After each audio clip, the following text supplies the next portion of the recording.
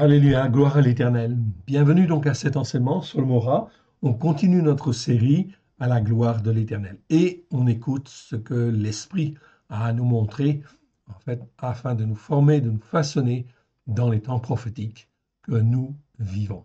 Merci Seigneur. Remettons ces quelques instants à l'Éternel, notre Dieu, notre Père, si vous voulez bien. Père très saint, nous te rendons grâce en précieux nom du choix, nul n'est comme toi dans le ciel. Merci parce qu'un jour tu es venu dans nos cœurs, dans nos vies, à la gloire de ton saint nom, afin que nous puissions être, oui, formés, façonnés, oui, pour les temps prophétiques qui viennent, que nous avons la grâce de vivre aujourd'hui. Merci Seigneur pour les temps dans lesquels tu nous as placés. Et dans ta main bienfaisante, nous voici Seigneur. Nous nous couvrons du sang précieux de l'agneau. Nous invoquons les mérites de l'agneau sur chacun de nous, et dans ta main bienfaisante, forme-nous, façonne-nous, pardonne-nous nos péchés, nos transgressions, nos iniquités, et monde-nous, forme-nous, façonne-nous à la gloire de ton saint nom, afin que nous puissions faire l'œuvre et les œuvres que toi, tu as prévues d'avance, afin de te glorifier, toi, le seul vrai Dieu, et celui que tu as envoyé. Aide-nous, mon Dieu, mon Père, à te faire plaisir. Alléluia. Amen. On va donc aller dans notre chapitre des Proverbes. Donc nous sommes au chapitre 28. Donc on termine bientôt les Proverbes et on est au verset 5. Donc on va commenter aussi un petit peu plus aussi ce chapitre parce qu'il y a beaucoup de mots très très très intéressants. Verset 5 nous dit « Les gens qui se livrent au mal ne comprennent pas le jugement juste, mais ceux qui cherchent l'Éternel comprennent tout. » Très important, c'est un très bon résumé. Donc on a un petit peu revu en fin de compte aussi ce verset. Pourquoi? Eh bien pour être au plus proche en fin de compte des racines hébraïques de la foi, le plus proche du sens hébreu en fait des mots. Et c'est donc très intéressant. On va donc y revenir tout à l'heure. On revient comme à l'habitude à la définition du mot ra, ok, que l'on va en fin de compte approfondir. Donc le mot ra, le voici, je l'agrandis. Ok, voilà, pour que tout le monde puisse lire. Et en fait, on va en faire le commentaire en fait aujourd'hui. Donc un commentaire que vous pouvez en fait ici copier en fait ici. Ok, pour en fait ici le faire connaître plus avant, bien évidemment, si vous le souhaitez. Ok. Donc le mot ra, en fait, le voici. Donc c'est Resh Aïn. Je vous encourage en fin de compte à bien étudier en fin de compte l'alphabet en fait hébreu, parce qu'on travaillera beaucoup sur l'étymologie. L'étymologie, c'est l'analyse des mots, comment ils se sont formés, comment l'Esprit de Dieu les a-t-il agencés pour nous en donner en fait la signification. Chacun des signes est extraordinaire, évidemment, et ce n'est pas pour rien que tel mot est composé de tel signe ou de tel caractère, en fait, ici, hébreu. Donc, Resh Aïn, vous le voyez en fait ici, ça se prononce Ra, avec un patar en fait en dessous, donc la voyelle qui se trouve en dessous, c'est un patar. Ok. Ce mot-là existe 663 fois dans 623 versets, c'est un adjectif. 623 fois, cela veut dire qu'effectivement, l'Esprit Saint a jugé utile, effectivement, de le répéter un certain nombre de fois afin de nous apprendre, oui, ce qui est bien et ce qui est mal devant l'Éternel. Et oui, donc c'est extrêmement important, bien évidemment. Donc tous ces versets, on va les voir. Les 623, on va les voir dans le but de nous apprendre à avoir un jugement juste, justement. Ok, donc pour avoir un jugement juste, il faut apprendre en fin de compte à distinguer ce qui est bien de ce qui est mal, afin effectivement de faire son choix. Oui, bien sûr. Donc c'est pour cela qu'on approfondit effectivement ce mot-là. On va donc en fait ici l'approfondir jusqu'au bout.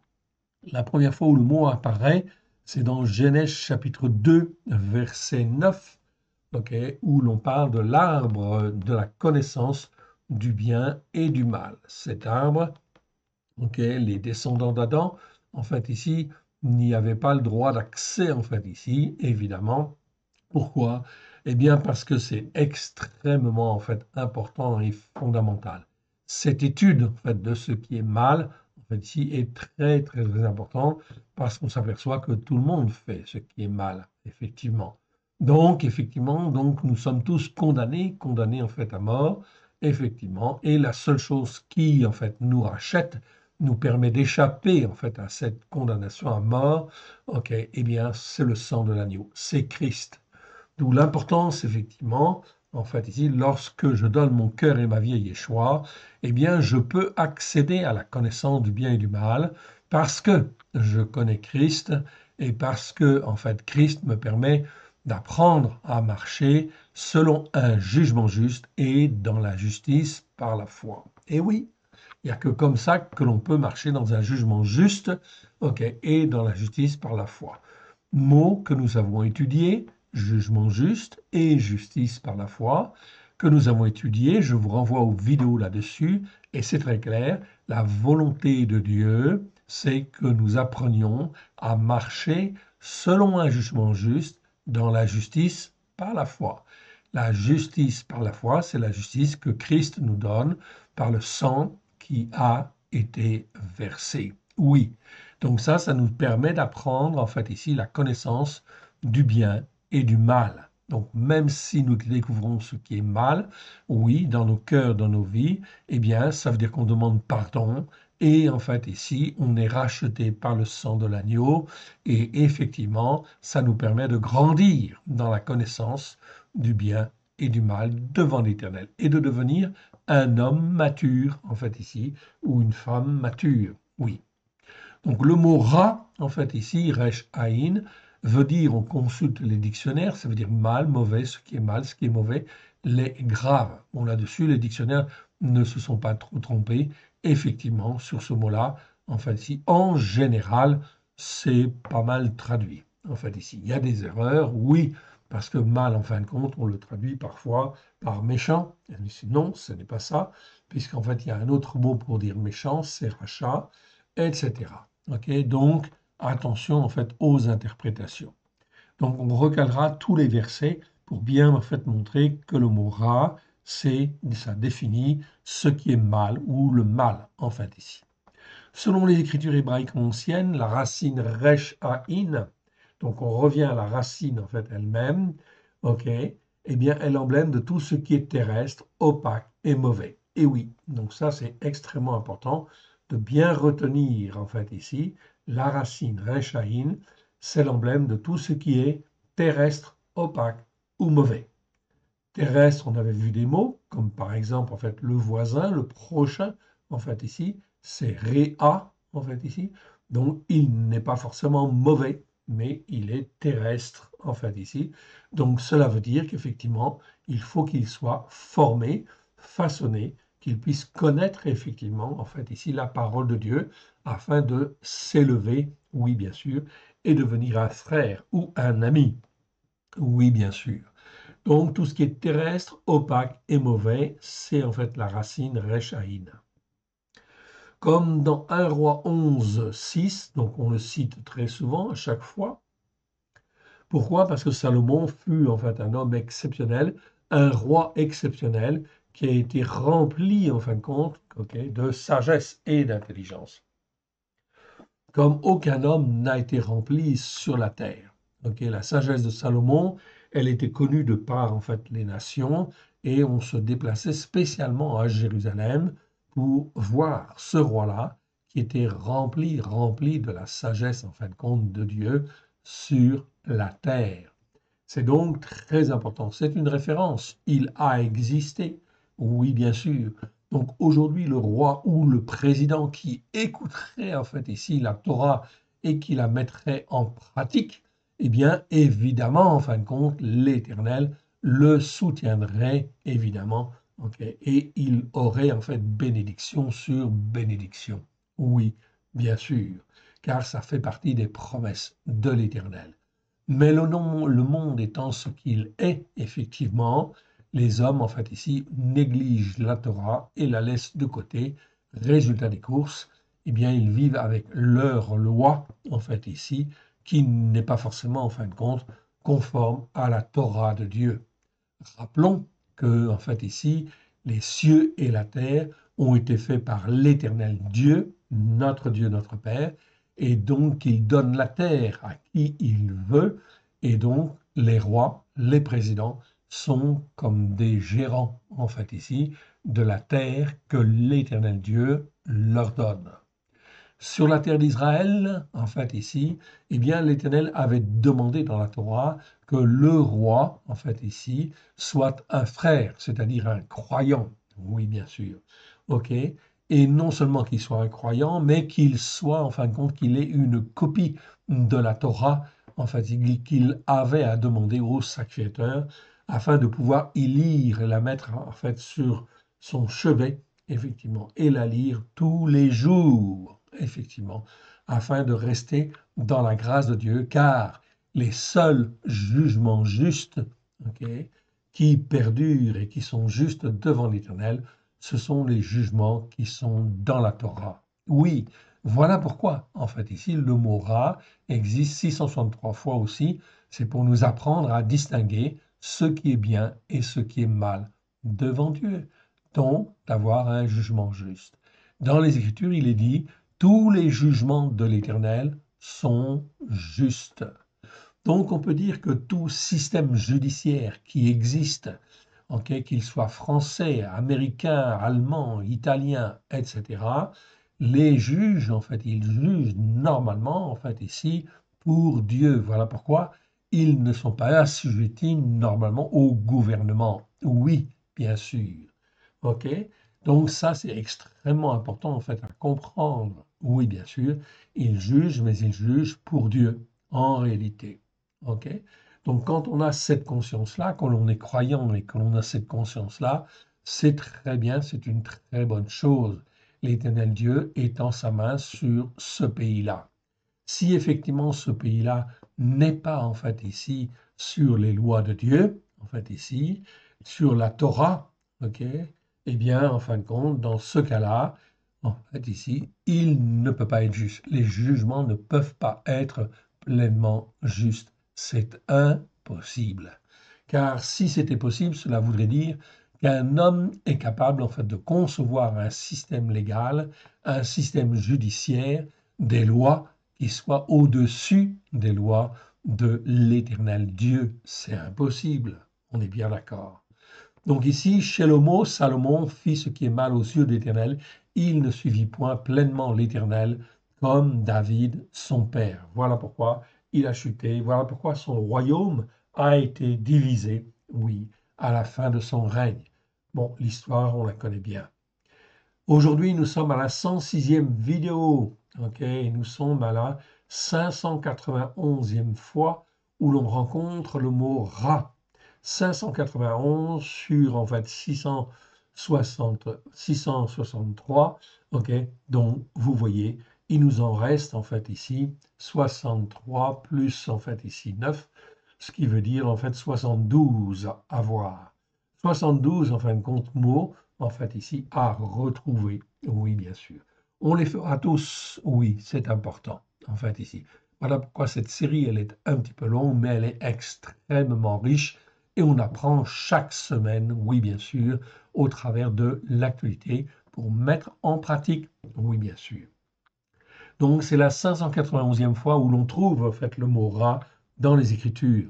Nous devrions donc, en fait, ici, déjà, en fait, pouvoir sérieusement apprécier ce qui est bien, ce qui est mal, en fait, devant l'Éternel, le Dieu d'Israël, le Dieu d'Abraham, de Yitzhak, de Jacob, le Père de notre Seigneur Yeshua. Oui, bien sûr, l'Éternel, c'est le Dieu d'Israël. Oui, il faut recaler les choses. Et c'est en regard, en fin de compte, des promesses qui ont été faites dans les Écritures et en fait les promesses qui ont été faites à Yeshua, c'est bien sûr le Dieu d'Abraham, de Yitzhak, de Jacob, à qui en fait l'Éternel a fait des promesses. Et oui. Et donc les promesses se réalisent au travers de Yeshua. Oui, Yeshua est venu accomplir les promesses que l'Éternel a fait à Abraham, Yitzhak et Jacob. Donc on est bien là sur la racine juive, effectivement, sur la racine hébraïque de la foi. Il faut donc recaler en fait ceci, car si un croyant ne dit pas que son Dieu est l'Éternel, le Dieu d'Israël, le Dieu d'Abraham, de Isaac et de Jacob, le Père de notre Seigneur Yeshua, il y a un problème. Cela veut dire qu'il est dans l'iniquité, c'est-à-dire qu'il croit à des choses qui sont fausses, qu'on lui a enseignées, en fait ici, soit par des responsables spirituels, soit en fait ici par la tradition, ou la tradition dite chrétienne, effectivement, qui a déformé en fait les choses. C'est donc important de recaler les choses. Macron, notre président, comme on l'a vu dans les vidéos précédentes, est toujours un insensé en regard des Écritures. Oui, il n'a pas évolué dans le bon sens. Ok, il s'enferme en fait ici dans son attitude d'insensé. Insensé, ça veut dire justement qu'il ne sait pas distinguer ce qui est bien de ce qui est mal. Ok, il manque d'intelligence spirituelle, je parle bien, hein, okay, dans ce sens-là, évidemment, en regard des Écritures. Donc c'est un insensé. Donc tout ce qu'il peut dire et ce qu'il peut faire, en fait ici, ou tous les jugements qu'il peut avoir, sont nécessairement faussés. Okay. Et il est dans l'erreur, oui, forcément. Il est forcément dans l'erreur parce que, en fait, ici, nous sommes dans des temps prophétiques où l'Éternel Dieu, comme vous le voyez, est en train de relever Israël. Oui, bien sûr, Israël, pourquoi? Parce que ça fait partie des promesses que l'Éternel Dieu a fait aux prophètes, bien sûr, qu'il restaurerait Israël et qu'il ramènerait les Juifs sur sa terre et qu'il les bénirait, oui, afin d'accomplir les promesses qu'il a faites à Abraham, à Israël et à Jacob. Donc nous sommes dans ces temps-là. Donc nous avons la grâce de vivre en fin de compte des temps prophétiques. Donc il faut juger, si on doit juger, il faut juger selon effectivement la Torah, les prophètes et les psaumes, à la lumière de Yeshua. Bien sûr, les autres jugements, on s'en fiche, en fait, ici, quelque part. Ça ne nous intéresse pas, en fait, ici, quelque part. Pourquoi? Parce que ce n'est pas l'écriture. Donc, ce n'est pas vraiment ce qui va se passer, en fait, ici, en fait, dans les temps qui viennent. Pour nous, évidemment, c'est extrêmement important de comprendre ce que l'Éternel Dieu est en train de faire et d'apprendre à marcher, en fait, ici, dans, en fait, le plan de l'Éternel, en fait, ici, dans ce qu'il veut, lui, en fait, ici, pour sa gloire au travers de Yeshua HaMashiach. Le chapitre 17 des Proverbes que nous avons vu nous décrit trois types d'insensés. En fait, ici, donc on les avait vus, je n'avais pas spécialement donné de définition en fait à côté. En fait, ici, j'avais expliqué en fait ici les versets. Maintenant, on peut en faire un résumé. Okay. Le naval, c'est un insensé qui devient fou. En fait, ici, il prend des décisions insensées. En fait, ici, ok, des insensés qui sont complètement folles. Comme par exemple, en fait, ici, eh bien, en fait, ici, Macron qui décide, par exemple, de dissoudre l'Assemblée, eh bien, là, c'est un acte de folie, en fait, ici, quelque part. Oui, mais en fin de compte, il est conduit dans ce sens par l'Éternel Dieu, en fait, ici, tout simplement, en fait, ici, pour accomplir la volonté de Dieu, qui est effectivement de maudire, en fait, ici, la France et les Français, ok, pour leur attitude. Oui, bien sûr. Kessil, en fait, ici, c'est le mot le plus courant, en fait, ici, pour, en fait, ici, dire insensé. C'est l'insensé, surtout, qui ne marche pas par la foi. C'est l'insensé incrédule, on peut dire, en fait, ici, pour donner un résumé. Le évil, c'est l'insensé sous l'emprise de Satan, ou qui est devenu un perverti. Okay? Donc, il est complètement perverti. Évil, en fait, en anglais, ça veut dire, en fait, ici, le diable, en fait, ici. Donc, vous avez dans différentes langues comme cela, même en français, vous avez des mots, en fait, ici, qui ont gardé, en fait, l'origine, le sens original, en fait, ici, du mot. Donc, evil, ça veut dire diable, c'est pas pour rien. Donc, en fait, ici, c'est un insensé diabolisé, ou diabolique, si vous voulez, ou sous l'emprise de Satan, ou sous l'emprise de Bélial, ou qui est devenu un perverti. Oui, c'est pas encore le cas de Macron, mais s'il persévère, ça va devenir, ça peut devenir. Macron, président de la France, je souligne, président de la France et des Français, oui, parce que ce poste-là, c'est pas n'importe quel poste. C'est un poste, en fait, extrêmement important sur le plan international. Oui, bien sûr. Voilà pourquoi la France, elle a une certaine notoriété. Oui, elle est voulue par Dieu. Elle a été voulue par Dieu, mais normalement, pour que la France ait une bonne influence et une influence qui soutient Israël, oui, bien sûr. Or, évidemment, nous voyons que notre président, le président Macron, président de la France et des Français, eh bien, persévère, en fait, ici, à reconnaître un État palestinien et soutient Mahmoud Abbas. Mahmoud Abbas, c'est le responsable de l'autorité, en fait, ici, palestinienne. Oui. Comment on peut s'allier avec un Mahmoud Abbas, qui est le responsable de l'autorité palestinienne et qui est reconnu pour soutenir et financer les terroristes?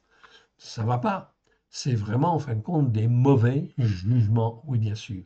Il va lui tendre la main, il va faire des accolades et il va essayer de soutenir, en fait, Mahmoud Abbas dans le but de corriger un petit peu sa politique ou sa manière de voir pour paraître plus, en fait, ici, plus cachère, plus normal, en fait, ici, vis-à-vis, en fin de compte, de l'international et qu'il puisse effectivement reprendre son autorité. Mais non, on ne change pas les hommes comme cela. Et Macron n'est pas Dieu, donc il ne peut pas changer Mahmoud Abbas. Si Mahmoud Abbas se repentait et donnait son cœur et sa vie à Yeshua, oui, on pourrait faire quelque chose. Mais ce n'est pas le cas. Ou tout au moins, moi je ne le sais pas. Par cela, il ose, donc Macron ose s'élever et braver l'Éternel d'Israël, le Dieu d'Israël, qui à maintes fois, à maintes reprises, a promis la terre de Canaan aux descendants d'Abraham, de Yitzhak, de Jacob. Okay. Donc ça, c'est très important, c'est les Écritures. Donc quand on juge, il faut toujours juger d'après la Torah, les prophètes et les psaumes. Macron, toujours en insensé, a manifestement rejeté les paroles de la Nouvelle Alliance, c'est-à-dire ce que les nations appellent le Nouveau Testament. Mentionné dans les premiers chapitres de Matthieu ou Luc, en fait ici. En effet, ces paroles confirment que Yeshua est le roi des Juifs, Matthieu 2, déjà, donc qu'il est l'héritier du roi David, et que c'est pour cela que Yeshua est appelé fils de David, notamment par les aveugles, en fait, de Jéricho, que Yeshua est l'accomplissement des promesses faites à Abraham. Donc là, on voit bien, en fin de compte, la racine Abraham, la racine des promesses, c'est les racines qui ont été faites à Abraham. Les promesses qui ont été faites à Abraham 2000 ans plus tôt. Matthieu chapitre 3, versets 7 à 9. Donc c'est vraiment très clair que Yeshua est celui qui sauvera son peuple de ses péchés. Matthieu 1, 21. Yeshua pètera Israël son peuple. Matthieu 2, 6. On a vu cela la fois dernière également. Que les prophètes Yirmiyahu, Jérémie, en fait ici, Matthieu 2, versets 17 à 18, ont annoncé la venue de Yeshua. Yeshayahu, Ésaïe ont parlé de Yeshua, notamment dans Ésaïe 53, qui devait venir, qu'il serait appelé Nazoréen. Matthieu chapitre 2, verset 23. Là, c'est pas Nazareth, les traducteurs, pour ne pas utiliser le mot Nazoréen, qui vient de Nazoraios en grec, eh bien, ils ont dit de Nazareth, Jésus de Nazareth. Alors, les chrétiens, les catholiques, les protestants connaissent Jésus de Nazareth, oui. Mais en fin de compte, en leur enseignant cela, parce qu'il a vécu à Nazareth, c'est vrai qu'il a vécu à Nazareth, mais c'est pas ce que le mot veut dire. Nazoraios, ça veut dire le nazoréen. Ça veut dire celui qui est consacré, d'après la Torah, en fait, ici. Et oui, donc ce mot-là était trop dangereux, en fait, à garder. Voilà pourquoi, en fin de compte, les traducteurs l'ont, je dirais, délibérément changé. Donc c'est pour ça que les chrétiens, d'une manière générale, sont enseignés dans le mensonge, afin qu'ils croient au mensonge en disant que l'Église a remplacé Israël. Oui, bien sûr. Eh bien, c'est complètement faux. Ça, c'est ce qu'on appelle, c'est de l'iniquité. Eh oui, c'est le mensonge. L'iniquité, c'est un mensonge. C'est tordre les Écritures, ok, pour faire croire autre chose. Ça, c'est l'iniquité. Donc l'iniquité en fait chrétienne, elle est très importante puisqu'elle pousse à faire Noël en fait aussi, évidemment, à changer les fêtes de l'Éternel, à faire d'autres fêtes qui ne sont pas les fêtes de l'Éternel, qui sont des fêtes idolâtres ou des fêtes religieuses qui ont été mises en place par les catholiques ou les protestants ou les évangéliques. Enfin, c'est essentiellement plutôt les catholiques, oui bien sûr, qui en fait ici ont continué à propager leurs mensonges et les protestants n'ont pas rejeté ces mensonges et les évangéliques n'ont pas rejeté ces mensonges. Résultat des courses, en fait ici, c'est pour cela, en fait ici, que Trump, par exemple, qui est un croyant, oui, c'est un croyant zélier pour Dieu, il a un cœur pour Dieu. Oui, on est d'accord là-dessus. Mais il est maladroit. Mais il est dans le jugement, en fin de compte, ok, qui est, en fin de compte, ok, basé sur tous les enseignements dits évangéliques. Donc, ce qui veut dire qu'il n'est pas, en fait, ici, dans les enseignements de la Torah, des prophètes et des psaumes. Ok, donc, résultat des courses, ces jugements sont erronés pour un certain nombre de choses. Et ces prises de position sur l'immigration, bien sûr, eh bien, il a raison de gérer l'immigration. Il a raison de revoir le problème. Mais il le fait très mal, en fait, ici. Il le fait très mal car dans la Torah, on distingue bien différentes formes d'étrangers. Il y en a en fait en réalité quatre. En fait ici, je vous le rappelle brièvement, en fait ici, le guer, qui est l'étranger que tu peux accueillir chez toi, que tu peux inviter au Shabbat, aux fêtes de l'Éternel. Oui, ça c'est le guer qui n'est pas hostile et qui accepte, qui tolère en fin de compte ici tes règles. Oui, bien sûr. Et ta croyance. Oui. Donc ici, nos nations occidentales sont des nations judéo-chrétiennes, donc qui devraient être et venir sur la Torah. Si elles ne viennent pas sur la Torah, c'est tout simplement parce qu'elles ont été mal enseignées dans des enseignements erronés, tordus, en fait ici, qui font qu'ils sont effectivement dans des raisonnements erronés, donc ils ne sont pas dans des raisonnements justes. Donc ici, le guerre, c'est l'étranger que tu peux accepter dans ton pays. Le Nérard, non, parce que c'est un étranger idolâtre, donc il va amener d'autres, en fait, ici, religions et d'autres pratiques religieuses, donc ça, tu ne dois pas l'accepter dans ton pays. L'étranger hostile, c'est le Zour, en fait, ici, celui-là, c'est hostile, comme son nom l'indique, donc c'est l'étranger, en fait, ici, que tu n'acceptes pas, que tu le fuis, en fait, ici, tu le rejettes et tu ne fais jamais alliance, en fait, avec lui. Et le quatrième, c'est le nori. Nori, c'est l'étranger inconnu, l'étranger que tu ne connais pas. Donc, si tu ne sais pas, en fin de compte, ce qu'il est, eh bien, tu ne le fais pas en rentrer dans ton pays. Oui, bien sûr. Donc, voilà pourquoi c'est le problème de l'émigration, bien évidemment, dans tous nos pays, en fait, ici. Quelle est notre identité, en fait, ici? Si effectivement nous sommes des nations dites judéo-chrétiennes, cela veut dire que normalement, nous avons été rachetés par le sang de l'agneau et il faut comprendre que notre identité, elle est normalement sur la Torah, les prophètes et les psaumes, à la lumière de Yeshua.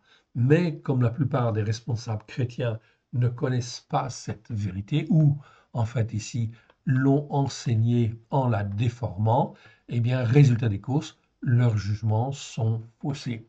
Et ils ont toujours tous, en fait, ici, une interprétation erronée et ils ne peuvent jamais avoir un jugement juste sur l'immigration, évidemment. Donc, ce qui pose problème. C'est-à-dire que celui qui est consacré d'après la Torah, c'est le Nazoréen. Que l'Éternel déclare de Yeshua, celui-ci est mon fils bien-aimé en qui j'ai mis toute mon affection. Matthieu chapitre 3, versets 16 à 17. Donc, très important, que Yeshua naîtra d'une vierge comme annoncé, en fait ici, par les prophètes, et qu'il sera appelé fils du Très-Haut. Oui, né d'une vierge, c'est écrit en fin de compte dans Ésaïe. Et oui, et dans d'autres passages des Écritures, oui. Donc en fait ici, il naît d'une vierge juive qui pratiquait la Torah, en fait ici, et qui jamais n'aurait accepté en fait l'idolâtrie que l'on a fait en fait ici d'elle. Oui, le culte de Marie chez les catholiques, c'est de l'idolâtrie, oui bien sûr, c'est de la déformation en fin de compte des Écritures, c'est en fait ici, ok, comment dire, une déformation extrême en fait ici, car on a fait en fait des idoles, ainsi qu'avec les saints, évidemment. Donc les protestants ont rejeté cela, c'était bien, mais il fallait aller plus loin en fait ici. Donc ici, le culte de Marie ou le culte des saints, c'est une abomination devant l'Éternel, c'est de l'idolâtrie en fait ici. Donc ça, c'est effectivement extrêmement important de bien effectivement apprendre à le connaître. Et il faudrait effectivement nettoyer un petit peu tout ça. Voilà pourquoi nos nations sont effectivement coupables en fait de ne pas avoir écouté et mis en pratique en fait ici les enseignements en fait, que l'Éternel Dieu a donnés au travers de Yeshua et ses disciples, car en fait depuis 2000 ans, tout est accompli à la croix pour que tous les descendants d'Adam puissent entendre et écouter la parole de Dieu avec grâce et vérité. Que l'Éternel lui donnera le trône de David son père. Donc on voit bien que ça c'est bien mentionné dans Luc en fait ici. L'Éternel Dieu lui donnera le trône de David son père. Donc en fait un trône en Israël, oui, et qu'il régnera sur Jacob éternellement. Luc chapitre 1, versets 29 à 33. Que l'Éternel, l'Élohim d'Israël, a racheté son peuple et suscité un puissant sauveur dans la maison de David, son serviteur, selon le serment qu'il avait juré à Abraham. Donc on retrouve en fait ici les promesses qui en fait ici s'appuient sur les promesses faites à Abraham. Luc chapitre 1, versets 54 à 55, 67 à 80. Que Yeshua, descendant de la postérité de David, naîtra à Bethléem. Ok, Bethléem. C'est bien ce qui s'est passé. C'est conforme à l'Écriture. Jean 7, 42. Donc on est bien sur la Torah, les prophètes et les psaumes à la lumière de Yeshua. Donc on ne peut pas déraper de cela ou se décaler en fin de compte de la Torah, des prophètes et des psaumes. Voilà pourquoi les enseignements catholiques, les enseignements protestants, évangéliques sont en fait ici déformés, remplis d'iniquité. Oui, bien sûr, il y a des vérités dedans, mais il y a beaucoup d'iniquité. Que Abraham a tressailli de joie en voyant le jour de Yeshua, et que Yeshua était déjà là avant qu'Abraham fût. Jean chapitre 8, verset 56 à 58. Donc on voit que Yeshua, il existait avant que Abraham fût. Oui, il était à la droite du Père, oui, mais il n'était pas venu en fait en tant qu'homme encore, en fait ici. Donc c'est extrêmement important de bien comprendre cela. Yeshua existait depuis le début. Même en fin de compte, dans en fait la Genèse, on en parle. Oui, bien sûr, à mots cachés ou à mots voilés, en fait ici. Mais en fait ici, on voit bien que certains versets, en fait ici, ça ne peut être que Yeshua. Oui, bien sûr. Ok. Macron, même s'il n'est pas pasteur en fait ici, mais comme tout descendant d'Adam, il est censé connaître une partie des Écritures, d'autant plus qu'il est un chef et surtout le chef de la France et des Français. Donc là, effectivement, le fait d'élire Macron effectivement à la tête en fait ici des Français, c'est une erreur monumentale. Mais ça, c'est le fruit de l'incrédulité des Français. Et oui. C'est en fait ici parce que les croyants ne se sont pas levés et ont laissé faire. Et oui, évidemment, les protestants, les catholiques, ok, les évangéliques, etc. Ok, eh bien, en fin de compte, ils ont été en dessous de tout. Oui. Macron est aujourd'hui en 2025 le triste représentant de tous ceux qui ont rejeté les Écritures et en particulier les promesses de l'Éternel, le Dieu d'Israël. C'est pourquoi Macron est dans le collimateur du Très-Haut. On peut dire ça. Oui, tout à fait. Car dans Jérémie 49, 19, l'Éternel dit, et quel est le chef qui me résistera? Alors que Macron tente de se positionner à l'international, la France est plongée de plus en plus dans la détresse oppressante qui amène l'angoisse. En hébreu, c'est le mot tsara.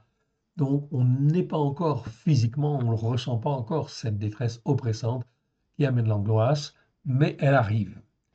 OK. L'organisme international, la Sander et je ne sais plus son nom, OK, qui fait les connotations en fin de compte, OK, financières au niveau international, vient de dégrader en fait la note de la France de A à moins à A plus, je crois. C'est ça, en en fait, ici. Donc, c'est de dire la France s'enfonce, oui. Et la crédibilité, en fait, de la France et des Français est en train, en fin de compte, de baisser, ce qui veut dire que l'argent, en fait, ici, emprunté, sera de plus en plus cher. Les crédits vont monter, en fait, ici, les intérêts augmentent, en fait, ici, d'une manière dangereuse, et la capacité à revenir à une situation saine se dégrade petit à petit, parce que l'Éternel Dieu laisse le temps, en fait, aux uns et aux autres, de pouvoir revenir et se repentir, se rendre compte, en fait, de l'état spirituel dans lequel, en fait, nous sommes, ok, et effectivement que les hommes puissent se repentir avant que cela ne devienne grave, trop grave. Malheureusement, en fin de compte, il y a beaucoup d'aveuglement, en fait, ici. OK. Et en fin de compte, ça ne va pas aller sans s'arrangeant. L'usine Tesser, en fait, ici, des sirops, en fait, ici, est en train de fermer, en fait, ici, a décidé de fermer. Donc, vous voyez que le tissu économique, en fait, ici, est touché. C'est très important, en fait, ici, dans les temps prophétiques, parce que cela ne va pas s'arrêter là. OK, un troupeau, en fin de compte, de vaches vient d'être, en fait, ici, exterminé à cause, en fin de compte, de maladies transmissibles. OK, ce qui veut dire effectivement que la dégradation de l'économie, en fait, continue, continue, continue, continue. Et dans les Écritures, on voit bien, en fait, ici, que les moyens qui constituent la richesse des hommes, notamment les troupeaux de gros bétail et de petits bétail, sont toujours, toujours ce qui est touché en premier dans les malédictions que l'Éternel Dieu annonce. Et effectivement, aujourd'hui, en fait, ici, les troupeaux, ce n'est pas seulement en fait les troupeaux, mais c'est notre richesse. Donc, c'est les usines, c'est les ceci, c'est les cela, qui, en fin de compte, se dégradent, oui, et ferment, et vont fermer de plus en plus. Tout cela, c'est l'Éternel Dieu, le Dieu d'Israël, qui le permet. Oui, je dis bien le Dieu d'Israël, car le Dieu d'Israël, c'est bien le Dieu du ciel et c'est bien le Dieu de la terre. Et oui, et il donne la terre à qui il veut. Donc, il faut reconnaître que l'Éternel, le Dieu d'Israël, est son Dieu et que l'on a mal agi, en fin de compte, devant lui. Pendant ce temps prophétique que nous vivons, en fait ici, on peut dire OK. Pendant ce temps prophétique que nous vivons, l'Éternel, le Dieu d'Israël, appelle à la repentance. Donc j'insiste, c'est le Dieu d'Israël. Donc tout ce qui se passe avec Israël aujourd'hui, c'est voulu par Dieu, OK? Tout simplement, en fait, ici, pour rappeler que l'Éternel Dieu, c'est le Dieu d'Israël. Et que l'Éternel Dieu n'a pas oublié son peuple, en fait, ici, même si les nations, depuis 2000 ans, en fait, ici, ont, en fait, ici, par la théologie du remplacement, considéré que, en fait, ici, l'Église remplaçait, en fait, Israël. Non, l'Église ne remplace pas Israël. L'Église, c'est l'ensemble, en fait, des croyants qui sont censés être greffés sur la racine d'Israël. Donc, il ne faut pas confondre et intervertir. Donc, il y a de l'iniquité quand on dit que l'Église, c'est Israël. C'est faux. Okay? L'Église, c'est l'ensemble des croyants qui sont rachetés par le sang de l'agneau et qui sont censés reconnaître l'Éternel, le Dieu d'Israël, comme étant leur Dieu et comme étant le Dieu d'Abraham, de Isaac et de Jacob, le Père de notre Seigneur Yeshua, qui, en fait, nous a rachetés afin que nous soyons greffés sur la racine d'Israël. OK. Donc, la racine d'Israël est très importante. Donc, tous les croyants devraient être pour Israël, soutenir Israël. Oui, bien sûr, ok, ce que nous ne voyons pas, en fait, ici. Donc là, il y a un gros problème, effectivement, de foi, d'iniquité qui entraîne au péché, qui entraîne à la transgression, évidemment, tout simplement parce qu'on n'a pas enseigné la vérité. Donc pendant ce temps prophétique que nous vivons à l'heure actuelle, en fait ici, en 2025, l'Éternel, le Dieu d'Israël, appelle à la repentance. Repentez-vous, car le royaume de Dieu est proche. C'est exactement ce qu'il faut dire en fait aussi aujourd'hui. Ok, c'était ce que l'on disait en fait hier, mais c'est exactement en fait une parole qui est tout à fait justifiée en fait aujourd'hui, en fait ici, évidemment, repentez-vous car le règne de Dieu, en fait ici, ou le règne de A Elohim est proche. Je préfère dire A Elohim que Elohim tout court ou que Dieu tout court, parce que A Elohim, c'est le nom de Dieu Elohim, déjà, en fait, que l'on trouve dans les Écritures, et devant vous avez l'article, en hébreu c'est H-A. Donc cet article devant Elohim veut simplement dire, en fait ici, ok, c'est très important, ça veut dire le, c'est comme si on disait le seul Dieu unique et vrai. L'article H-A, en fait ici, ok, est en fait ici, en hébreu, un article, comment dire, démonstratif, en fait ici. C'est pas comme en français. En français, on met un article partout, l'armoire, le plafond, le mur, la tapisserie, la table, la chaise. Oui, on met un article partout en français. En hébreu, non, on n'en met pas partout. On en met seulement quand on parle de cet article-là, en fait, ici, ou ce Dieu-là, en fait, ici. Donc, à Elohim, c'est très important, c'est une appellation que l'on retrouve dans les Écritures 344 fois, très précisément. Nous avons, en fin de compte, tous les versets, évidemment, vous les retrouverez dans le Milon Katsar, c'est-à-dire le dictionnaire abrégé que nous allons bientôt éditer. Oui, il arrive. Ainsi que la Torah à la lumière de Yeshua. Oui, elle arrive. Elle arrive très, très bientôt. Encore un petit peu de temps, en fait, ici. Et en fait, ici, ça va venir. OK. Repentez-vous car le royaume de Elohim est proche. Rappelons en fait Macron. Macron, en insensé, a fait faire à la France tout le contraire de ce qu'elle aurait dû faire en ne prenant pas parti pour Israël. Mais la question cruciale se pose aussi pour tous les croyants. Que faut-il choisir? Être avec l'Éternel, le Dieu d'Israël, ou être contre l'Éternel, le Dieu d'Israël, au travers de Yeshua Mashiach, celui qui est appelé le Christ. Nous avons donc en fait ici la question cruciale qui se pose en fait aujourd'hui et effectivement à tous les croyants pour en fait savoir de quel côté en fait on veut être. Regardez bien, nous voyons qu'Israël, après 2 ans de combat contre le Hamas, contre le Hezbollah, contre l'Iran, contre les Houthis, a trouvé sa place au Moyen-Orient. Et cela en dépit de l'antisémitisme, en dépit de la théologie de remplacement enseignée par l'Église aux nations judéo-chrétiennes, qui croient que l'Église a remplacé Israël, et enfin en dépit de la haine des Juifs. N'oublions pas, Yeshua est le roi des Juifs. Seul un croyant Trump, au tempérament en fait téméraire et courageux, ok, donc il est un petit peu spécial dans son caractère, on est d'accord.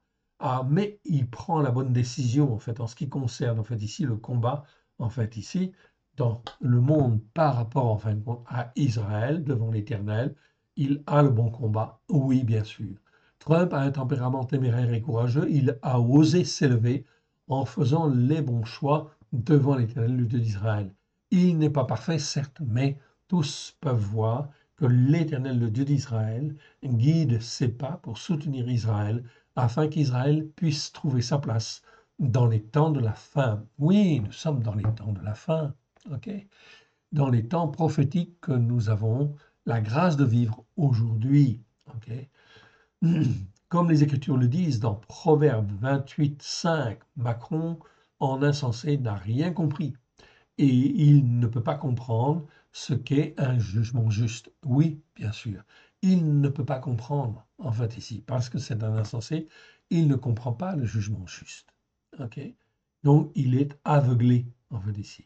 L'Éternel, le Dieu d'Israël, le Dieu d'Abraham, d'Israël et de Jacob, le Père de notre Seigneur Yeshua, est à l'œuvre. Remarquons également, au passage, enfin, au passage, je corrige, que l'Église fondée sur la théologie du remplacement n'a rien compris non plus, en fait, ici.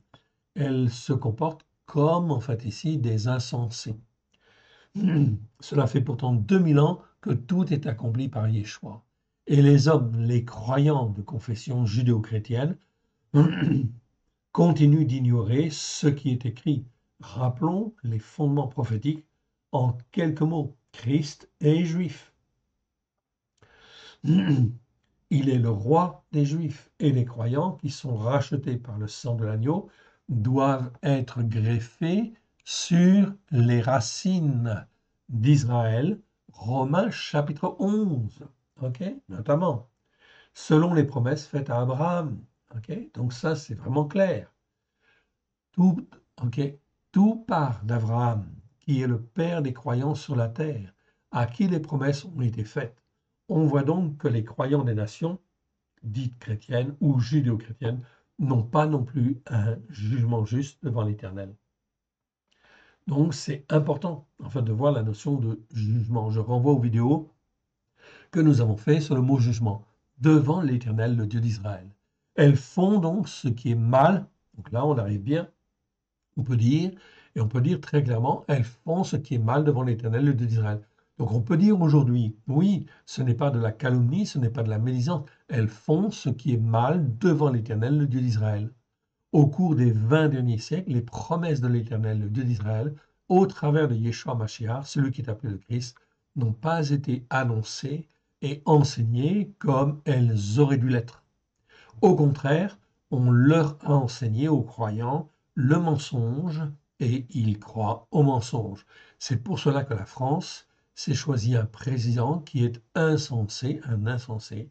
Il est le reflet des croyants qui ont oublié l'Éternel, le Dieu d'Israël, depuis la Révolution.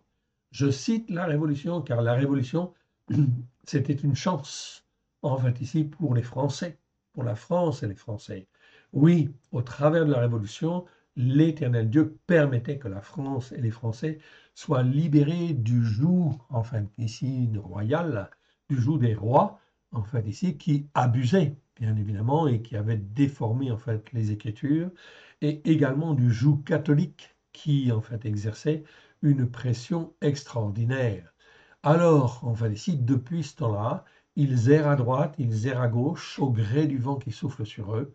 Aujourd'hui, au lieu de soutenir Israël, qui représente la racine sur laquelle les croyants en Christ doivent être greffés, les nations, pour la plupart, sont en train de s'élever contre Israël, exactement comme Nabal. Nabal, l'insensé, qui devient fou. Souvenez-vous, il s'élève contre David, ok, alors que David, en fait ici, dans les temps difficiles qui ont précédé, a toujours veillé sur Nabal, ses gens, ses biens, contre les méchants. Ok.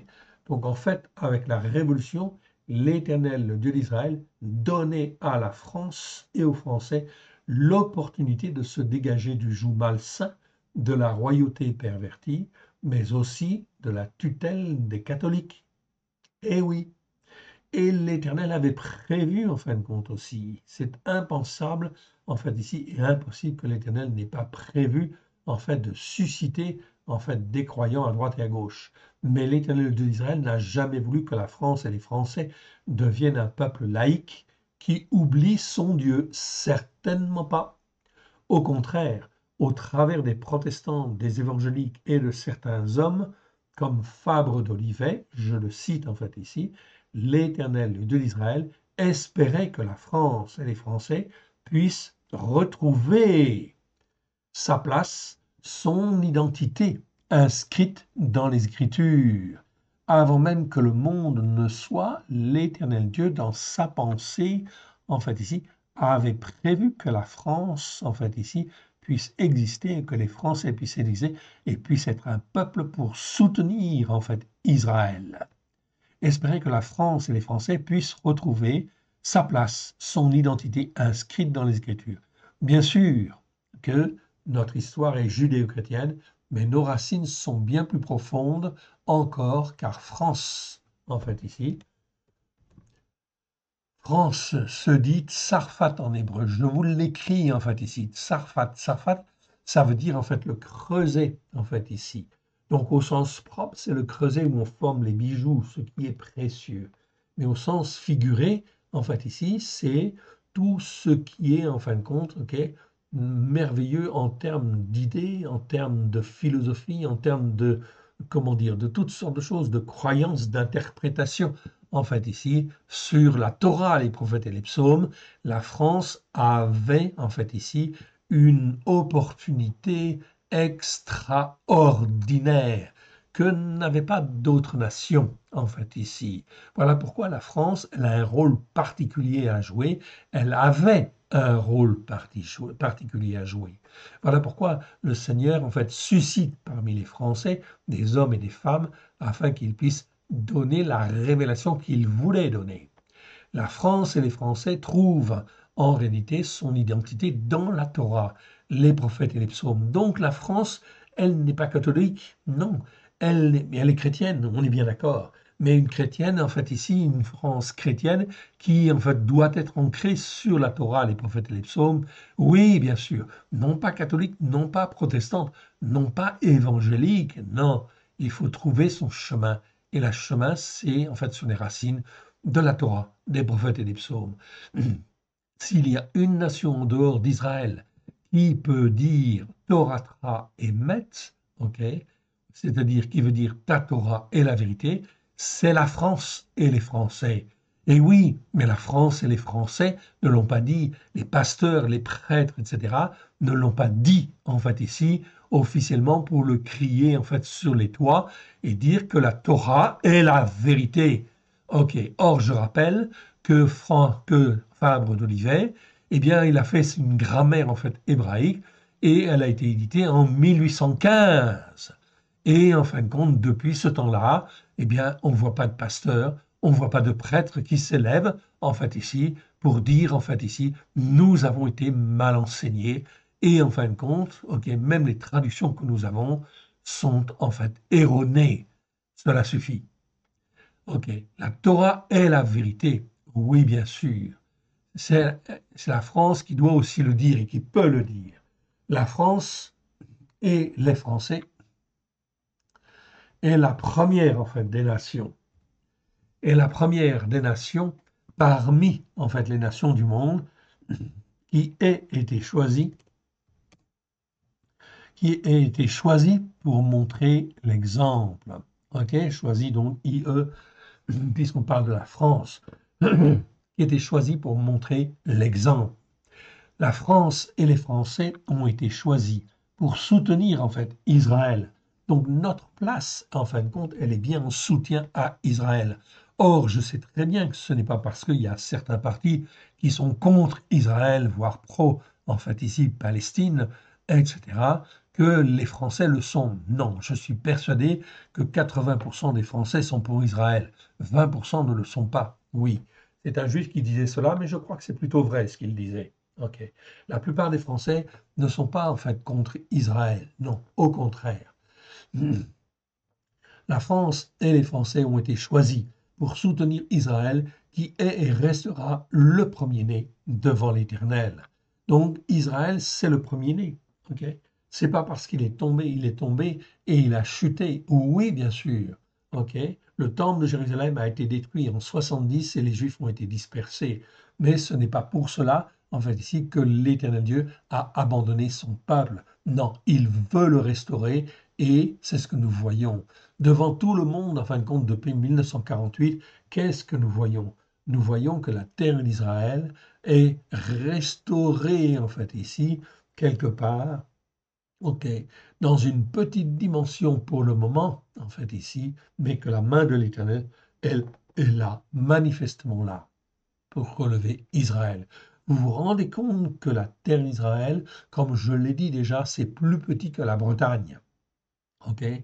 Et pourtant, en fait, ici, okay, ce pays-là, en fait, ici, avec 10 millions d'habitants, ils se sont battus contre le Hamas, ils se sont battus contre le Hezbollah, ils se sont battus contre l'Iran qui est 3 fois plus grand que la France, ok, et 8 ou 9 fois plus peuplé, en fait, ici, que la France, que Israël. Eh bien, en fin de compte, okay, Israël a gagné. En fait, c'est l'Éternel qui a guidé les avions, qui a guidé l'armée, en fait, ici d'Israël, afin que Israël puisse avoir le dessus sur les terroristes, oui, bien sûr, surtout, en fait, ceux qui voulaient détruire, en fait, Israël, les Houthis, en fait, aussi. Tout cela, en fin de compte, ok, c'était un combat spirituel qu'il fallait comprendre. Il faut combattre contre le terrorisme il faut combattre contre tous les criminels et ils doivent être condamnés. On peut même se demander, ok, on peut même se demander si la France et les Français ne sont pas antisémites. Oui, dans les faits, en fait, ici. Pourtant, dans le fond du cœur, je ne pense pas que les Français le soient. Cette position, mais c'est celle qui est en fin de compte transmise ou donnée par notre président, en fait ici. Le président qui a été élu par les Français. Oui. Moi, personnellement, je n'ai pas voté pour lui et je ne voterai jamais pour lui. Cette position est celle que Satan veut donner à la France et aux Français. C'est bien comme ça qu'il faut comprendre. Va-t-il réussir? Cela dépendra des Français qui sont des croyants. Au final, comme on le disait dans la vidéo précédente, il faut choisir d'être avec l'Éternel de d'Israël et surtout de ne pas être contre l'Éternel de d'Israël. Et si l'on ne perçoit pas les choses comme cela, en regard des Écritures, cela veut dire que l'on n'est pas dans un jugement juste. Il conviendrait alors de revenir à la première vidéo de cette série. Je vous rappelle, nous sommes à la 106e vidéo et en fait, on peut reprendre à la vidéo numéro 1, en fait ici, Ra numéro 1, revoir les vidéos sur le jugement juste. Il y a 33 vidéos là-dessus. Les vidéos sur le mot tzedaka, les vidéos sur le mot avon ou sur le mot aven, ok, avant qu'il ne soit trop tard. Car les choses avancent et les choses avancent rapidement, sérieusement, d'un pas sûr. Ok, avec le temps pour les uns et les autres de se repentir. Oui, bien sûr, ok, de se repentir, mais les choses, en fin de compte, se font très clairement, en fait, ici. Ok, donc je réduis, en fait, ici, mon texte quand même, pour que j'ai pas trop de désordre, en fait, ici, dans ma base, et on revient, en fin de compte, sur le texte. Donc, Proverbe 28, versets 1 à 13, déjà pour commencer. Le méchant, en fait, ici. Le méchant, c'est rachat. Ça, c'est bien traduit, en fait, ici. Je rappelle, on a vu toutes les vidéos sur le mot rachat. Les 263 versets, dans 240, les 263 fois dans les 249 versets, on les a vus. Je vous renvoie aux vidéos. Méchant, c'est celui qui ne veut pas écouter la Torah, okay, et la mettre en pratique. C'est, en fait, au sens propre, méchant, c'est le même sens en français et en hébreu. Okay, au sens propre. Au sens figuré, non. Le sens figuré est très développé dans les Écritures, c'est normal, parce que les Écritures sont spirituelles. Donc le sens spirituel ou le sens figuré du mot rachat, c'est celui qui n'écoute pas et ne veut pas écouter. C'est-à-dire qui persiste à ne pas écouter, à ne pas mettre en pratique. Celui-là est un méchant, en fait, ici, dans les Écritures. C'est vraiment très, très clair. Donc ici, le méchant, en fin de compte, c'est toujours la ruine. C'est toujours la destruction. Son chemin, en fait, ici, sa voie conduit toujours à la ruine, toujours à la destruction. Toujours. OK? C'est donc très important de comprendre, en fait, ce mot-là. Donc nous l'avons revu et on l'a corrigé dans les versets où ce n'était pas bien, en fait, traduit. Le méchant prend la fuite sans qu'on le poursuive. OK? Le juste a de l'assurance comme un jeune lion, en fait, ici. Donc tzaddik, c'est l'opposé, en fin de compte, de méchant. On ne l'a pas étudié dans le détail, mais on le comprend, en fin de compte, très bien. Le tzaddik, c'est celui qui est racheté par le sang de l'agneau. Ce n'est pas forcément celui qui, en fait, ici, a tout compris et qui fait tout bien. Non. Le juste, c'est celui qui est racheté par le sang de l'agneau et qui apprend, en fait, à discerner ce qui est bien et ce qui est mal et qui progresse, en fait, ici, dans sa foi. Oui, bien sûr. Il est justifié par le sang de l'agneau, en fait, ici. OK? C'est la justice par la foi, c'est tzedaka. Donc ça, c'est très clair, les versets sont là. Donc on n'a pas, en fait, à remettre en question cette interprétation, elle est bonne. Le juste a de l'assurance comme un jeune lion.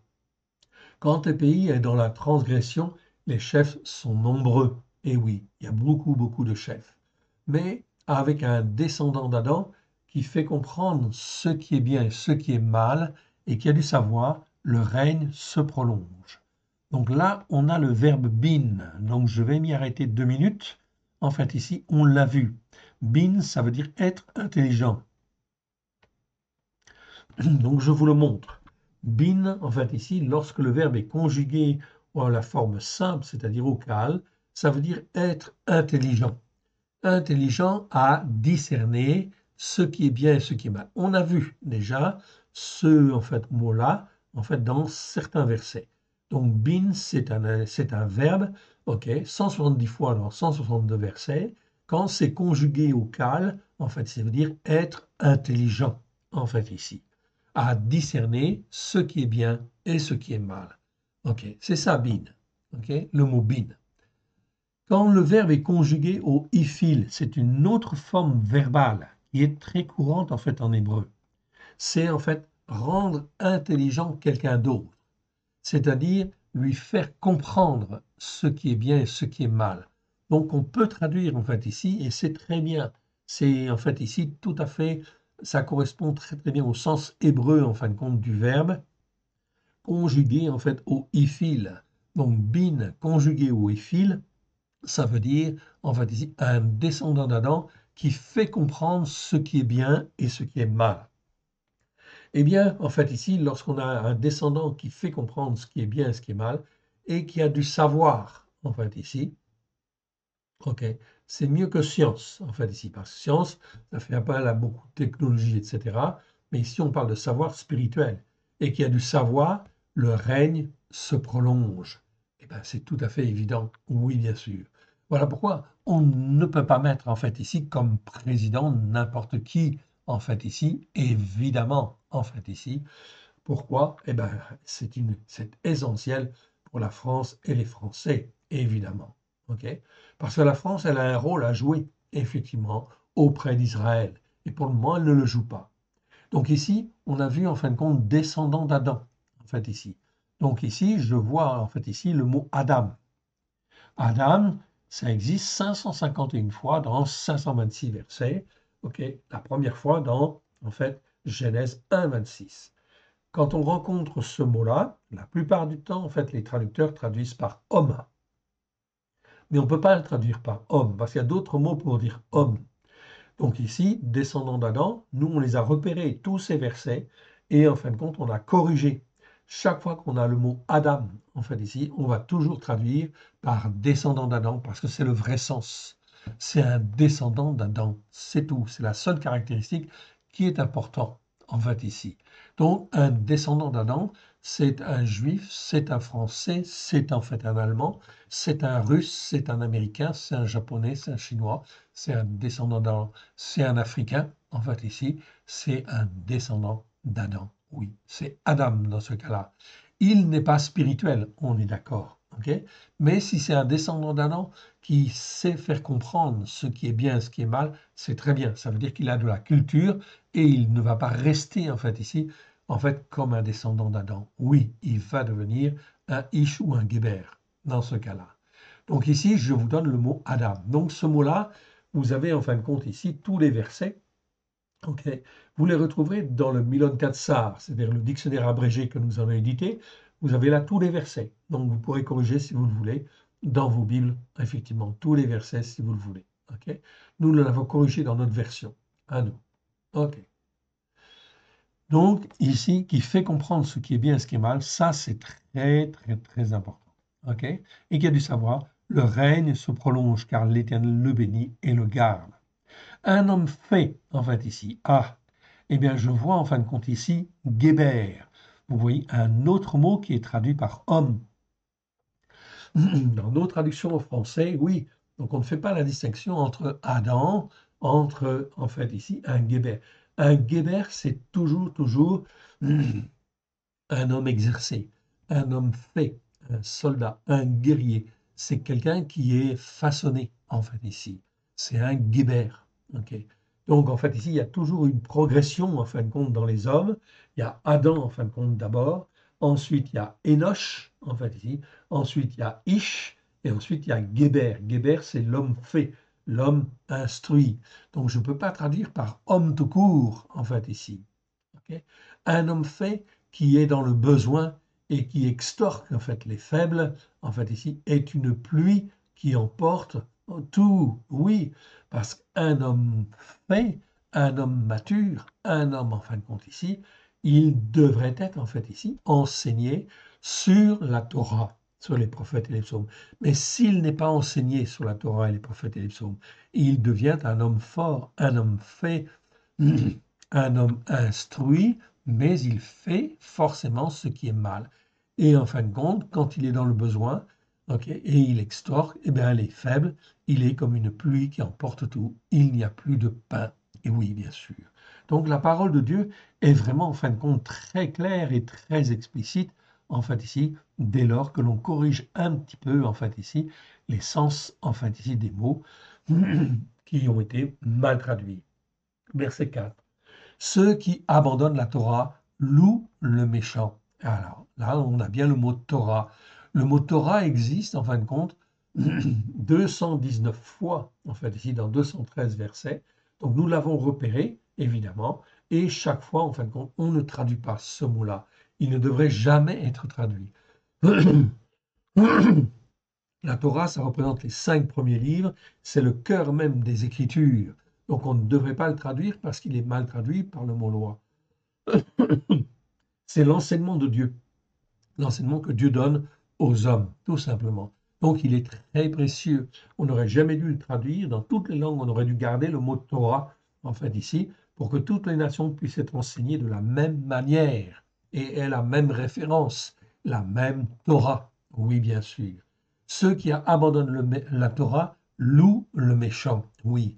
Mais ceux qui observent la Torah s'irritent contre lui. Oui, parce que la Torah, c'est en fait ici l'enseignement que l'Éternel Dieu a donné à tous les descendants d'Adam. Et oui, pas seulement aux Juifs, mais à tous les descendants d'Adam. On le voit dans Ésaïe, c'est écrit dans Ésaïe. Les gens, en fait ici, là encore une autre fois, en fait ici, le mot homme dans nos traductions. Au verset 5. Donc là, je retrouve le mot Énoch. Énoch qui existe 563 fois dans 529 versets. On les a tous repérés aussi. Ok. Ce mot-là est aussi traduit par homme dans nos Bibles, en fait, en français. Donc, le chrétien, en fait, ici, le croyant, d'une manière générale, ne sait pas faire la distinction entre un Adam, un Énoch, un Guéber ou un Ish. Ok. Tout cela, en fin de compte, sont tous traduits en français dans nos traductions, parce que les traducteurs, en fait, ici, n'avaient pas cette connaissance ou ne voulaient pas l'avoir, en fait, ici, parce qu'ils étaient dans l'iniquité, enseignés dans le mensonge, alors ils enseignent le mensonge. Ici, le mot Énoch, il ne faut pas le traduire par homme, ou si je le traduis par homme, je dois mettre homme mortel. C'est l'homme qui n'a pas la vie éternelle. C'est l'être humain, si vous voulez, en fait, ici. Il naît sur la terre, il est formé, façonné, etc., puis il meurt. Ça, c'est le Enoch. Mais il n'a pas la vie éternelle. Ok, ça, c'est Enoch. Donc, on le traduit communément, en fait, ici.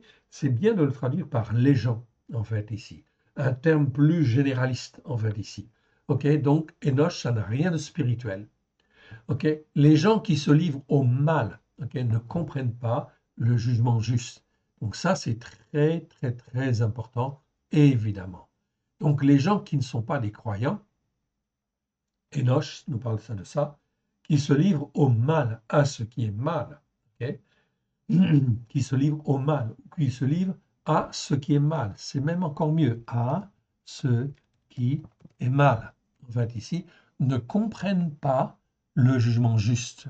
Donc là, c'est le mot mishpat. Oui, on l'a étudié, on l'a vu. Ok, ce mot-là existe 421 fois dans 406 versets. On a vu tous les versets. Je vous renvoie aux vidéos là-dessus. Comment avoir un jugement juste? Eh bien, cette série est très intéressante. Donc ici, pour avoir un jugement juste, il ne faut pas que je sois un Enoch, il faut que je sois un Ish, c'est-à-dire un homme qui craint Dieu et qui veut s'attacher en fait à Dieu et qui veut apprendre en fait ici à s'attacher à Dieu pour faire la volonté de Dieu. Oui, bien sûr. Celui-là, il peut comprendre en fait ici les jugements justes, oui, bien sûr. Mais ceux qui cherchent l'Éternel comprennent tout, évidemment, en fait, ici. Donc aujourd'hui, c'est pareil, en fait, avec Israël. Si tu juges qu'il faut aider Israël, tu es dans un jugement juste, en fait, ici. Parce que c'est la volonté de Dieu. et parce que la Torah en fait en parle, parce que en fait les prophètes en parlent, les psaumes en parlent, et Yeshua en fait en parle aussi. Ok. Donc là, on est dans un jugement juste. Mais en fait, les Énoches ne comprennent pas en fait ici le jugement juste. Mieux vaut le pauvre qui marche dans son intégrité que celui qui a des voies tortueuses et qui est riche. Ça se comprend très très bien. Celui qui observe la Torah, verset 7, regardez bien, celui qui observe la Torah est un fils qui fait comprendre ce qui est bien et ce qui est mal. Je retrouve en fait ici le mot bin, le verbe bin, en fait ici, que l'on va traduire par faire comprendre en fait ici, c'est mieux parce qu'il est au ifil, en fait ici. Donc un fils qui fait comprendre ce qui est bien et ce qui est mal. Donc c'est un petit peu long comme traduction, on est d'accord. Mais c'est ça le vrai sens du verbe bin en fait ici, ok, bin au ifil, en fait ici, c'est faire comprendre ce qui est bien et ce qui est mal. Donc celui qui observe la Torah est un fils qui fait comprendre ce qui est bien et ce qui est mal.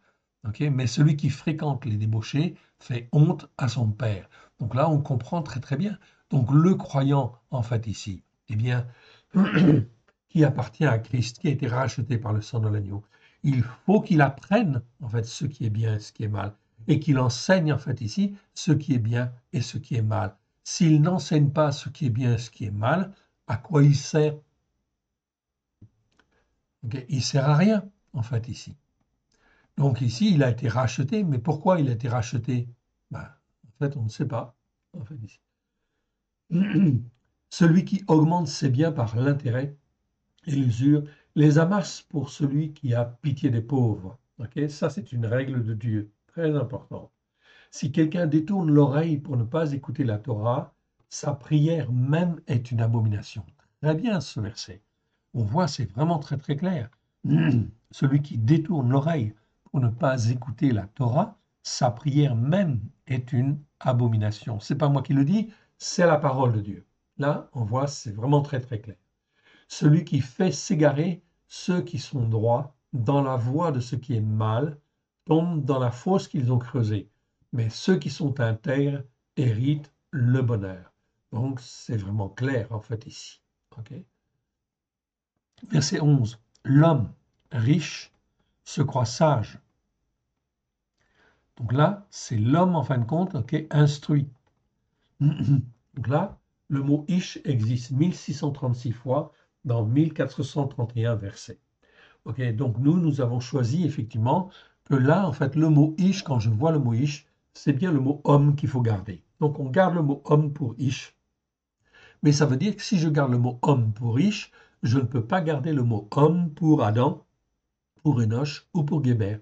Donc il faut que je corrige en fin de compte les versets pour que ce soit plus en adéquation avec le sens hébreu, évidemment.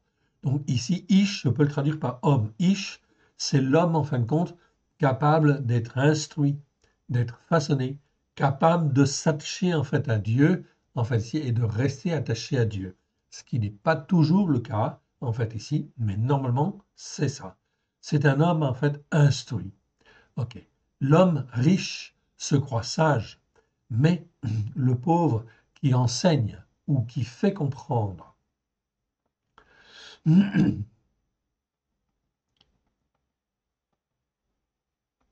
qui fait comprendre, ok, je rajoute ce qui est bien et ce qui est mal, pour bien comprendre. Hein. Ok. Donc, ce qui est bien, voilà. Donc là, on a le vrai sens. Ok. Donc là, j'ai bien le mot, en fait, bin, le verbe bin, et je l'ai bien, en fait, au ifil, comme on l'a vu plus haut. Pareil, exactement pareil. Ok. Donc, c'est bien le verbe bin conjugué, en fait, au ifil. Ok. Donc là, en fin de compte, mais le pauvre qui enseigne, ok, donc qui enseigne ou fait comprendre. Donc, j'ai rajouté enseigne. Oui, c'est pareil. En fait, ici, c'est le même sens. Qui enseigne ou fait comprendre ce qui est bien et ce qui est mal, ok, le sonde. Donc on voit très bien que c'est très important d'apprendre ce qui est bien et ce qui est mal devant Dieu. Oui, bien sûr, c'est même fondamental. Ok, celui-là, il a plus de richesse en fait que n'importe qui même que n'importe quel homme instruit. Oui, bien sûr. OK. Donc, je réduis en fait ici pour ne pas mettre trop de désordre dans ma base. Voilà. Quand les justes triomphent, c'est une grande gloire. Quand les méchants s'élèvent, un descendant d'Adam se cache. Donc, quand les méchants, ici c'est Racha, en fait ici, s'élèvent, un descendant d'Adam. OK. Donc ici, c'est un descendant d'Adam. Pourquoi? Parce qu'un descendant d'Adam n'a pas d'instruction, ou très peu en fait ici. Il n'a pas d'instruction spirituelle. Il ne sait pas combattre. Et en fait, il peut avoir peur du méchant. Oui, bien sûr. Le juste n'a jamais à avoir peur du méchant. Celui qui s'attache à l'Éternel n'a pas à avoir peur du méchant. Ok. Mais en fait, un Adam, oui, un homme qui n'est qu'un Adam, c'est-à-dire un descendant d'Adam, qui n'a pas d'instruction spirituelle particulière et qui ne marche pas spécialement par la foi, eh bien, en fin de compte, celui-là, ben, il se cache, forcément. Ok. C'est tout à fait normal. Ok. Donc là, je réduis. Voilà. Celui qui cache ses transgressions ne prospère point, mais celui qui les avoue et les délaisse obtient miséricorde. Toujours. Ça, c'est un principe très, très, très important. OK. Lorsque l'on reconnaît en fait ses péchés, ses transgressions, ses iniquités, l'Éternel Dieu est là, en fait, pour nous laver, nous purifier, nous sanctifier de tous nos péchés, nos transgressions, nos iniquités, parce que nous apprenons ce qui est bien et ce qui est mal devant Dieu. Et ça, c'est très bien. OK. Heureux un descendant d'Adam, verset 14. Heureux un descendant d'Adam qui est continuellement dans la crainte. OK. Mais celui qui endurcit son cœur tombe dans le malheur. Donc, un descendant d'Adam, vous voyez que s'il a un cœur qui a de la crainte, eh ben, c'est plutôt bien, en fait, ici, quelque part. Parce que s'il a de la crainte, l'Éternel Dieu va le voir et va l'amener à lui. Mais celui qui endurcit son cœur tombe dans le malheur. Je retrouve le mot rat en fait ici. Donc lui, il tombe dans le malheur. Comme un lion rugissant ou un ours affamé, ainsi est le méchant qui domine sur un peuple pauvre. Oui, bien sûr. Un prince sans intelligence à concevoir. Ici, c'est Tevuna. Je vous en ai parlé déjà. Tevuna, c'est en fin de compte souvent traduit par intelligence, comme bin. Mais ce n'est pas la même intelligence. En hébreu, Tevuna, c'est toujours l'intelligence à concevoir des choses, à avoir des projets. Donc, un prince sans intelligence à concevoir, c'est-à-dire sans projet, multiplie les actes d'oppression, en fait, mais celui qui est ennemi de la cupidité prolonge ses jours. On reviendra sur ce mot, en fin de compte, Tevuna. Un descendant d'Adam chargé du sang d'un autre fuit jusqu'à la fosse qu'on ne l'arrête pas. Donc cela fait partie du jugement de Dieu, en fait ici, ok, tout simplement. Celui qui marche dans l'intégrité trouve le salut, mais celui qui suit deux voies tortueuses tombe dans l'une d'elles, toujours. Celui qui cultive sa terre adamique, en fait ici, est rassasié de pain, mais celui qui produit des choses vaines est rassasié de pauvreté. Ici, c'est le mot, en fin de compte, ok, Adama. Dans la seconde, c'est traduit en fait ici par champ, hein, qui cultive son champ. Okay. C'est une erreur en fait ici. Ici, c'est le mot Adama. Okay. Adama. Okay. Adama, je vous en ai parlé déjà, okay, un petit peu, je ne vais pas beaucoup vous en parler là. C'est juste pour vous rappeler que Adama, c'est la terre adamique. C'est-à-dire, c'est ce sur quoi nous sommes plantés pour être transformés à l'image du Père, à la ressemblance du Père et du Fils. Dedans, dans le mot Adama, vous avez Dalet même, comme dans Adam. Donc, si Adam a été créé, c'est pour être transformé, façonné à l'image du Père et du Fils. Ce n'est pas pour qu'il reste dans la situation d'un descendant d'Adam. Non. Et Adama non plus. C'est Adama, c'est la terre sur laquelle nous sommes. C'est-à-dire, c'est tout ce qui nous forme au niveau spirituel, en fait, ici. C'est-à-dire tout ce qui contribue à nous former, à nous façonner, pour être transformé au travers de Christ par la puissance de l'Esprit de Dieu à l'image du Père et du Fils. Celui qui cultive sa terre adamique, c'est-à-dire ses connaissances spirituelles, la base sur laquelle il a été posé, en fait ici, eh bien, celui-là, il est rassasié de pain. C'est-à-dire qu'il les nourrit, en fait ici, et il va grandir nécessairement. Parce que, en fin de compte, la volonté de Dieu, c'est de former et de façonner à son image. Donc cette notion de Adama est très très très importante. On ne l'a pas étudiée dans le détail encore, mais ça vous donne une petite idée, en fait, ici. OK? On y reviendra, rassurez-vous. C'est prévu. OK, le temps voulu. On le verra. OK.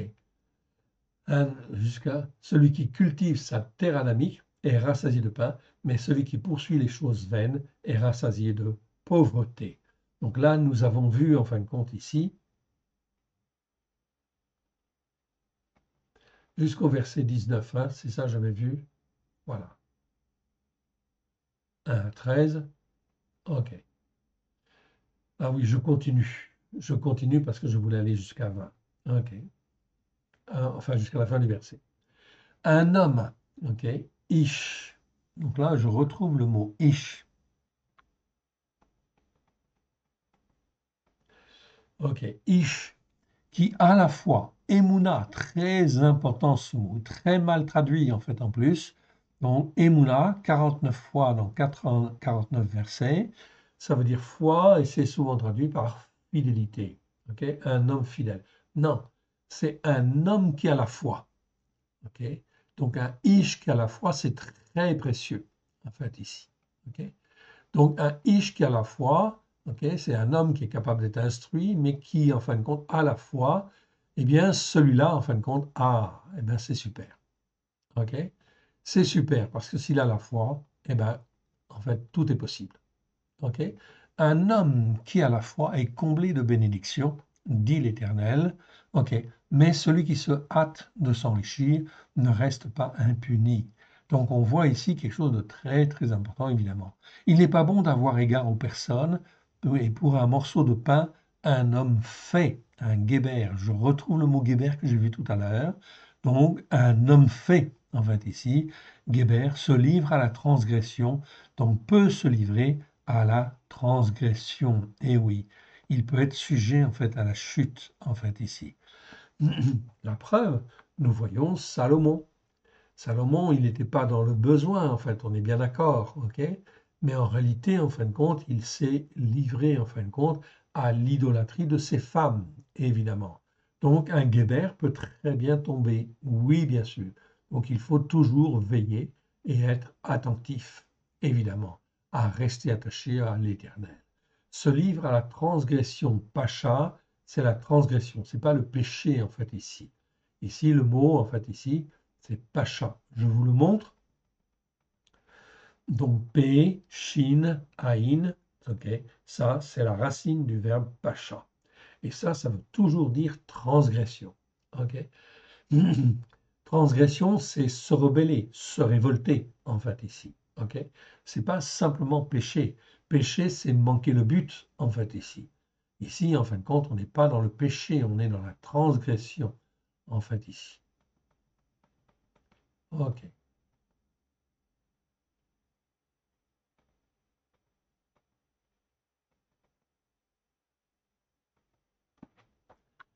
Ok.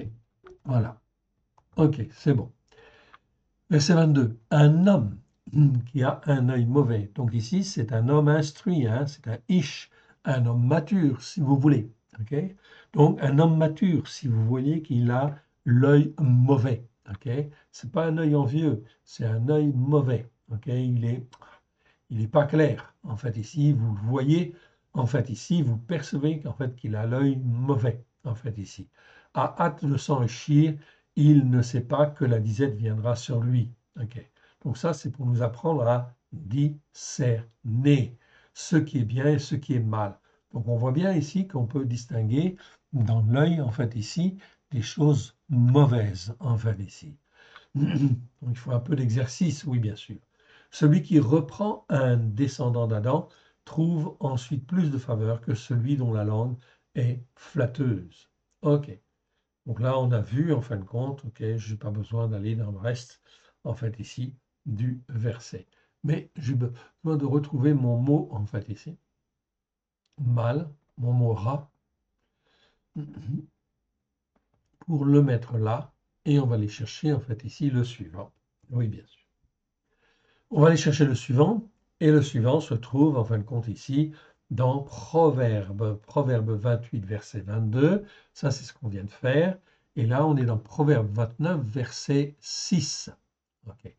Il y a un piège dans la transgression de l'homme qui fait ce qui est mal, mais le juste triomphe et se réjouit. Je vais donc en fait m'arrêter là, en fait ici, et on terminera probablement les proverbes la prochaine fois. Donc là, on est dans Proverbe 29, donc Proverbe 29, verset 6. Ok. Ok, donc on a étudié un peu plus en détail en fait ici le proverbe 28, mais c'est bien, ça nous fait en fait progresser et c'est une bonne chose. On va en fin de compte ici remettre au Seigneur ce qu'on a reçu à la gloire de son saint nom. Alléluia. Père très saint, merci Seigneur pour ta parole que tu nous as donnée aujourd'hui. Nous la bénissons dans le précieux nom de Yeshua, ton Fils bien-aimé. Merci Seigneur pour tout ce que nous avons entendu. Oui, que ce qui n'est pas de toi, dans le nom de Yeshua, s'en aille dans les lieux arides. Que ce qui est de toi soit de grâce et de vérité au travers de Yeshua, ton Fils bien-aimé, et que cela puisse trouver dans chacun de nos cœurs un terrain favorable afin d'y faire des racines profondes et puis s'élever, nous former, nous façonner à la gloire de ton saint nom, afin que nous puissions mieux discerner, être plus intelligents à discerner ce qui est bien et ce qui est mal, à être remplis de ta sagesse dans les temps qui viennent pour faire ta volonté et porter le fruit que toi tu veux. Nous te rendons grâce dans le précieux nom de Yeshua. Merci Père, merci Yeshua. Merci, Esprit Saint. Alléluia. Que l'Éternel Dieu vous bénisse. Que l'Éternel Dieu vous garde. Shalom à tous. Amen.